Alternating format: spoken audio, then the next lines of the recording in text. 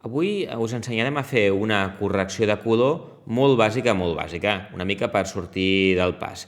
Tenim aquest arxiu que està gravat amb RAW. Hem d'anar primer de tot a l'apartat Color de DaVinci i un cop estem a Color, el primer que hem de fer és contrastar el vídeo.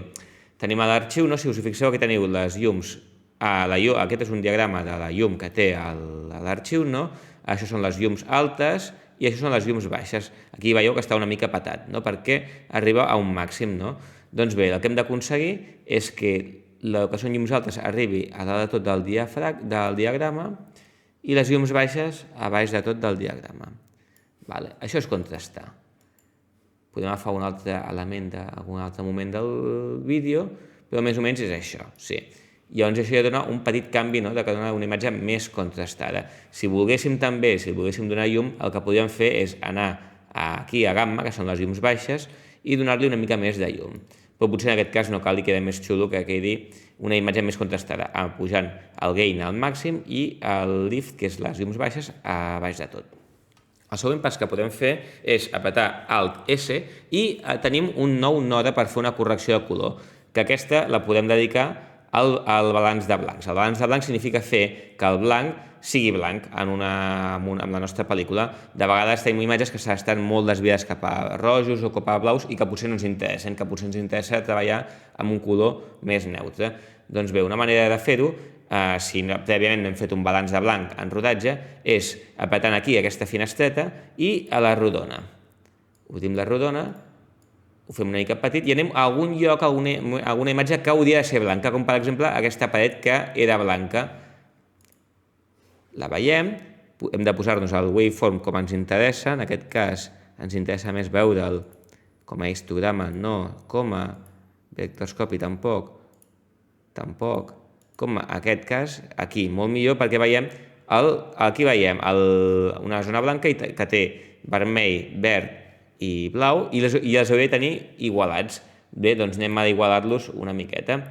Com que li falta blau, li anem a donar una mica més de blau.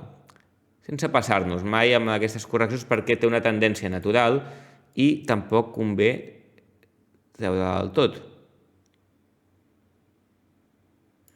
Hem d'intentar buscar el punt en el qual això no quedi impostat, però que quedi un color més pròxim al que hauria de ser.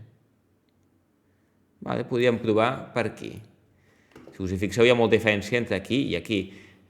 Ara anem a aplicar aquesta correcció a tot el vídeo. Hi ha un canvi. Com que hem donat molt més... Aquí tenim una imatge que es veia molt més vermellosa, verdosa, i li hem donat un to molt més fred, molt més blau. La següent correcció que podem fer és pujar el color i donar-li més saturació de color. Per exemple, si li pugem un 100, ens queda una cosa molt rara. Si li donem un 60, doncs bé, li dona un puntet de més d'intensitat que ens pot interessar al moment. Altres coses que podem fer, així com a correcció molt bàsica, és anar a aquest apartat d'aquí i estabilitzar el pla. En aquest cas no seria necessari perquè és un pla que està fet amb trípode, però apretant aquesta tecla d'estabilitzar, doncs el DaVinci t'estabilitza, et fa una estabilització del pla. I també el que podem fer, una cosa que podem fer molt interessant, és si en cas que ens hagi quedat un pla una mica desenfocat, per exemple, en algun moment com aquest d'aquí, que està una mica desenfocat, podem anar a aquest apartat d'aquí i donar-li una mica d'enfoque. Si us hi fixeu, com canvia. Doncs bé, fins aquí unes correccions bàsiques de color que són molt senzilles, però que ens poden donar una primera base com per començar a treballar.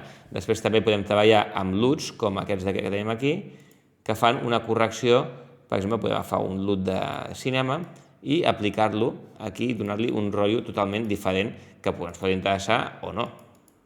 Però podem provar de vegades a treballar amb LUTs. En aquest cas són molt intensos i potser no ens interessarien gaire, però són coses que podem provar també.